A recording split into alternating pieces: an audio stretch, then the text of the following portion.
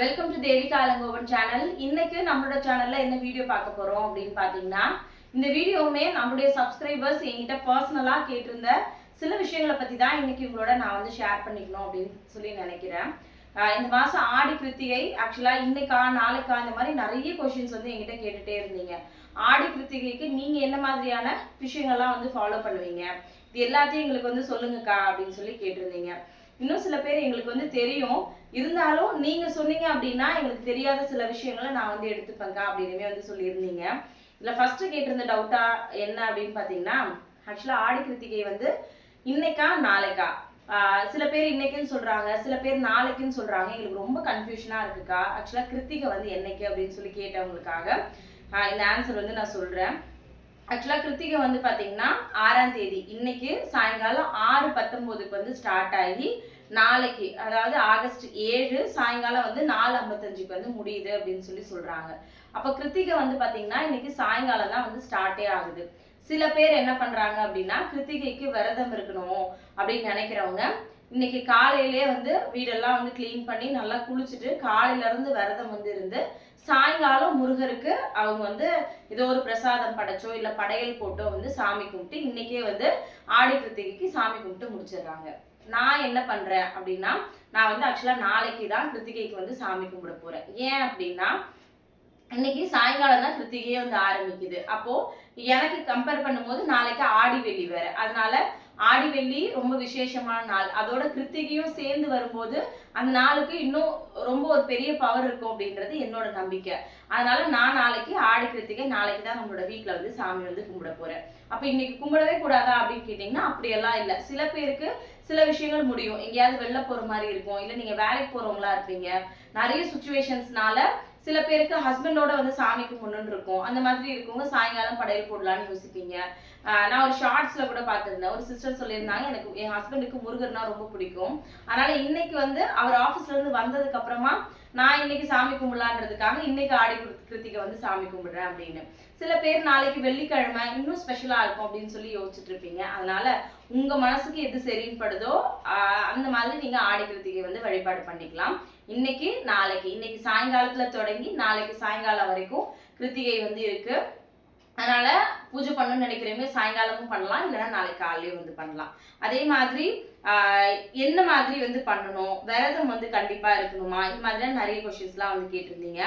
வீட்டுல எந்த மாதிரி வழிபாடு பண்ணலாம் அப்படின்னா, நீங்க எப்போ எப்படி சாமி கும்பிடுவீங்களோ அதே மாதிரி வழிபாடு வந்து பண்ணுங்க.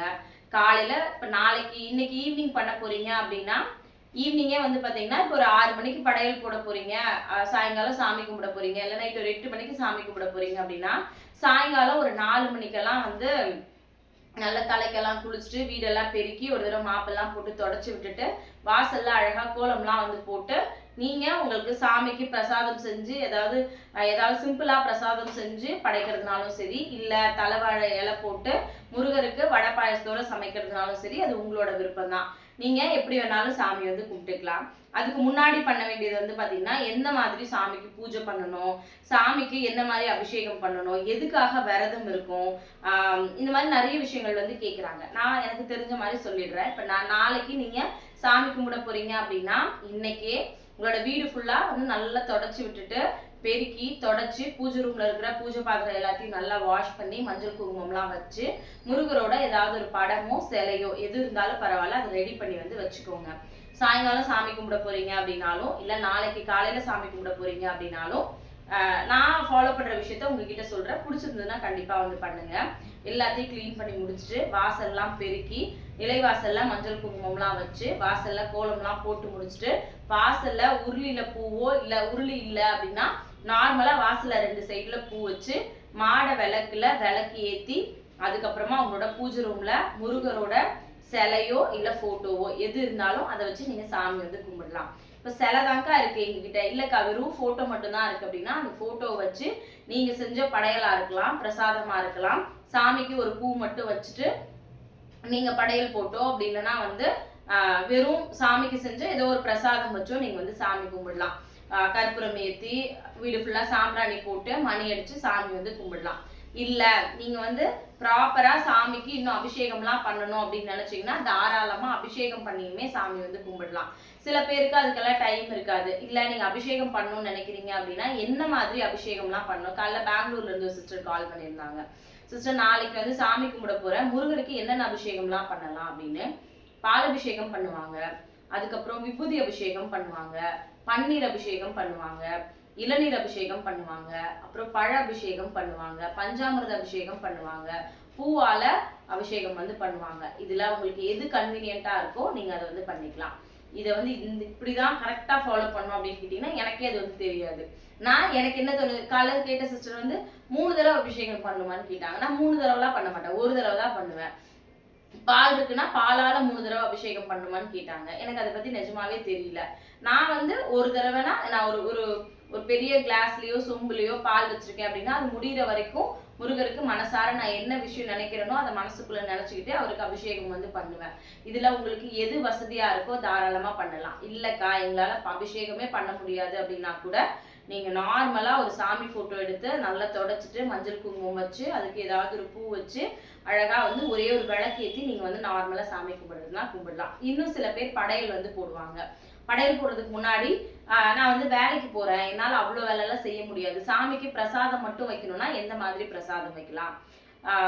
நீங்க வந்து பால் காய்ச்சி முடியல, எதுவுமே முடியலன்னா வெறும் பால் சர்க்கரை போட்டு ஒரு கிளாஸ் பால் முருகருக்கு வச்சா கூட போதும். இல்ல உங்க வீட்டுல பழம் இருக்குன்னா பழம் மட்டும் வைக்கலாம்.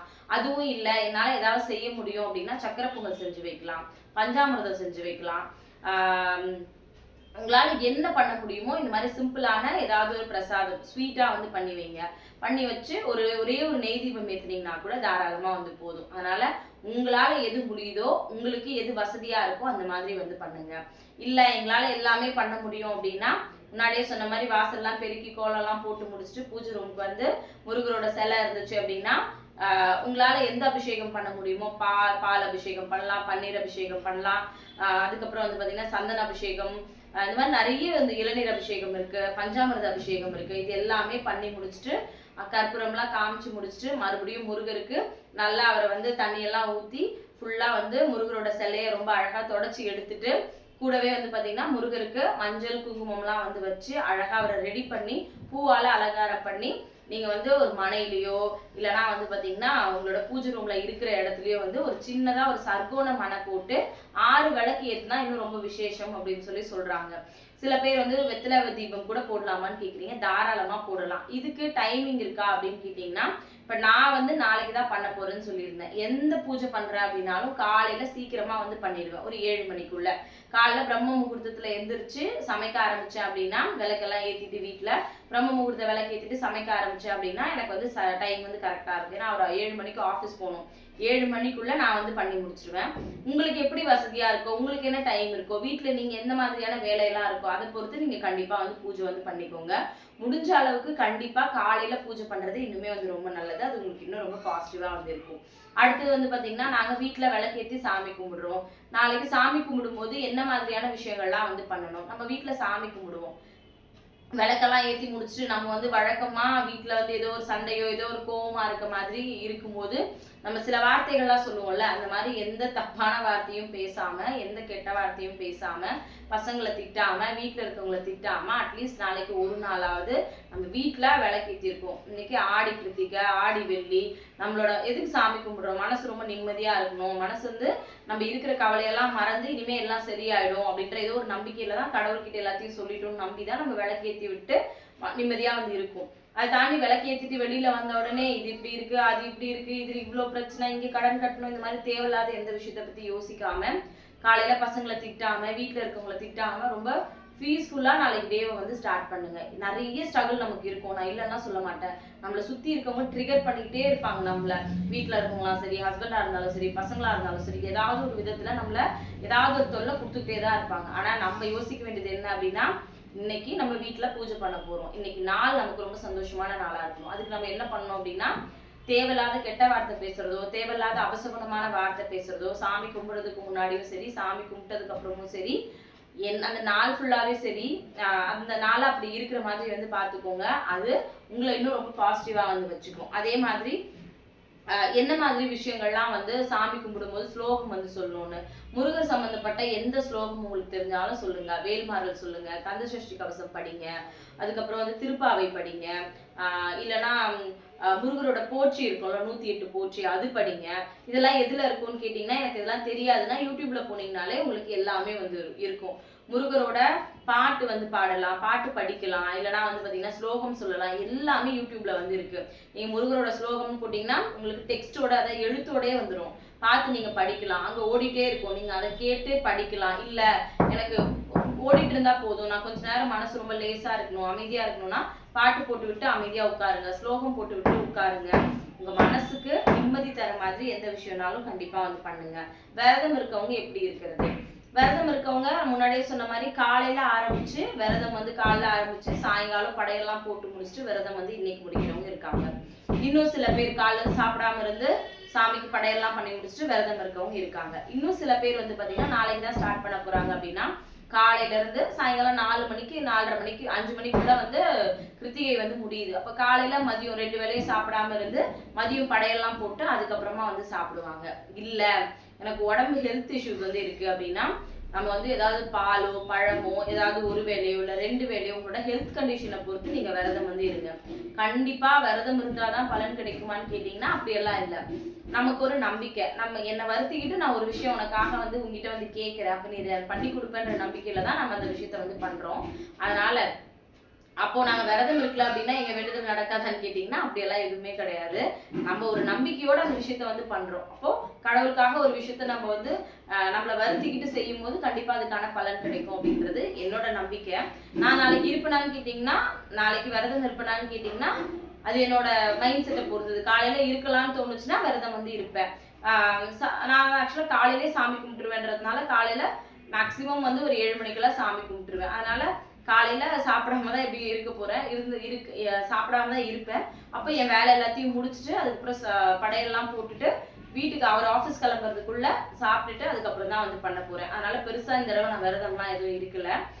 நிறைய பேர் விரதம் இருக்கணும்னு நினைக்கிறீங்க. எதுக்காக விரதம் இருக்கணும்? நிறைய பேர் சொல்றது குழந்தை இல்லை, கடன் பிரச்சனை, அதுக்கப்புறம் கல்யாணம் ஆகல, ஃபேமிலி பிரச்சனை, பண பிரச்சனை, இந்த மாதிரி நிறைய விஷயங்கள் சொல்றீங்க. கண்டிப்பா மனசார விளக்கேத்தி வேண்டிக்கோங்க. அக்கா எங்களால இதெல்லாம் எதுவுமே பண்ண முடியாது, எங்க வீட்டுல ஃபினான்ஷியலாவும் சரி மென்டலாவும் சரி நான் எதுக்குமே ப்ரிப்பேரா இல்லை அப்படின்னா ஒன்றும் பண்ணாதீங்க.